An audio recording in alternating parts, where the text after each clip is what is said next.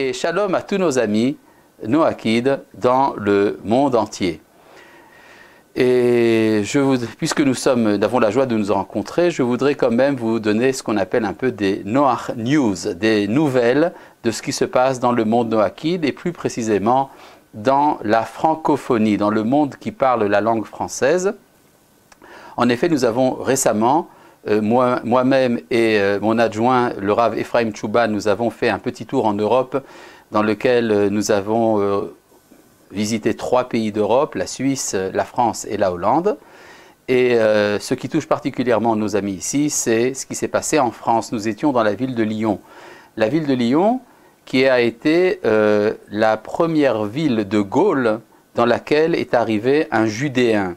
En effet, le roi Yohanan Hyrcanos, Jean Hircan, a été exilé par les Romains par l'injonction de Hérode le Grand, a été exilé en Gaule, est arrivé dans la ville de Lugdunum, la fameuse ville de Lyon dans laquelle nous avons été. Donc c'est une ville qui, pour nous autres habitants de la Judée renouvelée, a certainement une résonance importante, mais encore plus pour nos amis les Noachides du monde entier. En effet, la première tentative à l'époque moderne de rétablir le noachisme s'est produite justement chez un Français de la ville de Lyon, Aimé Pallière. Aimé Pallière, comme vous le savez, certainement, vous avez dû certainement entendre parler, au XIXe siècle a été très impressionné, c'était un Français catholique très enraciné, qui un jour de Kippour se promenait à Lyon et est entré dans une synagogue au moment de la prière de la Neïla. Et tout à fait par hasard, en fait, de son point de vue, et en rencontrant ce qu'il a vu là-bas, l'émotion gigantesque de la communauté en prière, il a compris une chose, il avait une compréhension instinctive immédiate, il a compris que cela voulait dire que la présence de Dieu résidait toujours en Israël. La Shekhina était toujours parmi le peuple juif, ce qui l'a amené, après une longue réflexion, à vouloir se convertir au judaïsme, et le rabbin de Lyon lui a dit, ben non, peut-être qu'il vaudrait mieux pas. Alors, il a engagé un voyage chez le rabbin de Livourne de l'époque, le Rav Eliaou Ben Amozeg, auteur d'un ouvrage Israël et l'humanité, et également d'un ouvrage important pour nous, Morale juive et morale chrétienne. Et ce rabbin, qui était un des géants de sa génération, lui dit, Monsieur Pallière, je vous propose de ne pas vous convertir, mais de devenir le fondateur de la nouvelle religion noachide. Vous allez être le grand prêtre de ce culte, qui est ce que la Torah enseigne aux nations. Et on peut dire que pendant très longtemps, Aimé Pallière a beaucoup hésité. Il a plus ou moins accepté, il n'a pas vraiment accepté. Il en est arrivé finalement à se trouver dans une place intermédiaire entre le christianisme et le judaïsme. À la fin de sa vie, il est retourné dans le catholicisme, mais a quand même demandé qu'un rabbin assiste à ses obsèques et fasse le kaddish. Enfin, c'est un personnage qui n'a pas véritablement réussi l'entreprise du noachisme, mais qui a quand même beaucoup contribué à la diffusion de l'idée. Et donc, être à Lyon pour parler du noachisme était, de notre point de vue, une sorte de manière de boucler la boucle. Et là, nous avons eu la joie de rencontrer, comme à peu près une 50aine de nos amis noachides de France, venus d'un peu partout. Et c'est là que nous avons eu également des interventions de différents personnages. Tout d'abord, du grand rabbin de Lyon, le Rav Wertenschlag, qui nous a fait l'honneur de son intervention et qui, je préviens tout de suite nos amis noachides, est disposé à diffuser un enseignement aux noachides de France, en particulier de la région de Lyon. Ceux qui veulent s'organiser pour avoir des cours, il faut quand même qu'il y ait un certain quorum. Si vous arrivez à vous organiser entre vous pour avoir une rencontre périodique avec le grand rabbin de Lyon, je pense que ce sera très important pour faire avancer les choses en France. De plus, nous avons également une intervention du Rav Abraham Drahi qui nous a parlé de l'éducation des enfants. Vous allez me dire, oui, mais l'éducation des enfants, c'est un sujet universel. Mais justement, c'est de ça dont il était important de parler. Il était important, comme l'a très bien dit un de nos amis, dont nous allons parler tout de suite, que le noachisme cesse de s'occuper toujours des introductions et rentre dans le vif du sujet. Et donc, du point de vue de nos amis, j'ai ressenti que cette intervention qui parlait de l'éducation des enfants, qui aurait très bien pu être adressée à des juifs aussi bien qu'à des non-juifs, était très importante justement pour donner le sentiment que nous rentrons enfin dans le vif du sujet.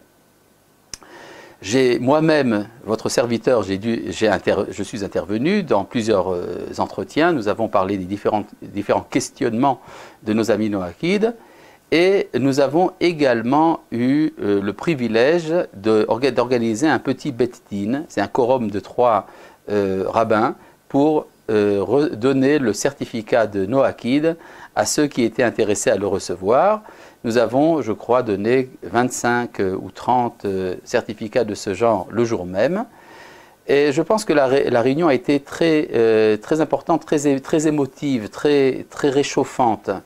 Et là, je voudrais arriver au sommet de ce qui s'est passé. Nous avons eu 2 interventions de nos amis Noachid eux-mêmes.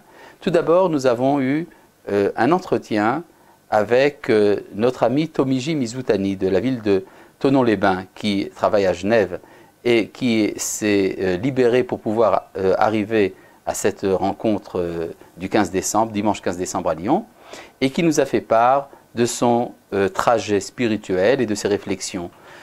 J'ai trouvé très enrichissant d'entendre justement un message venu de quelqu'un dont l'origine est très éloignée de la civilisation française. Il s'agit de la civilisation japonaise, mais qui a totalement intégré les valeurs et le message de l'Occident, qui a eu connaissance de plusieurs religions, de plusieurs philosophies, et qui finalement a accédé à la conscience noachide de manière extrêmement lucide et très intéressante.